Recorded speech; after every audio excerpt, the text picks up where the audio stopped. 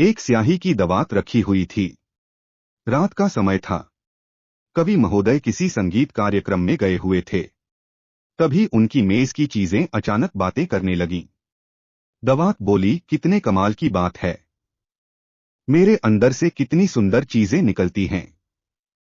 कविताएं, कहानियां, चित्र, सभी कुछ। मेरी कुछ बूंदें ही काफी हैं पूरा एक पेज भरने के लिए। मेरा कोई जवाब नहीं। पैन ने यह सुना तो तुरंत बोला, यह तुम क्या कह रही हो? अरे, अगर मैं नहीं होता तो कोई कैसे लिखता? तुमसे तो केवल स्याही ली जाती है।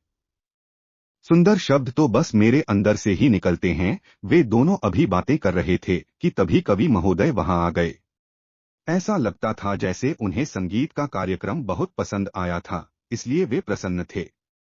आकर सीधे अपनी मेज पर आए और लिखने लगे।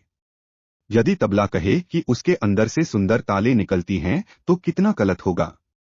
यदि बांसुरी कहे कि सारे मीठे स्वर उसी के अंदर से निकलते हैं तो मूर्खता होगी।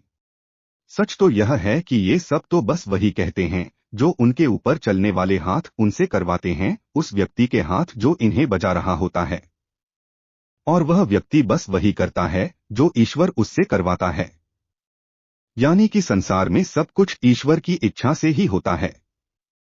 हम तो बस ईश्वर के हाथों के खिलौने हैं। जो वह चाहेगा वही होगा। और तब पैन और स्याही को बात समझ में आई। उसके बाद उन्होंने कभी लड़ाई नहीं की।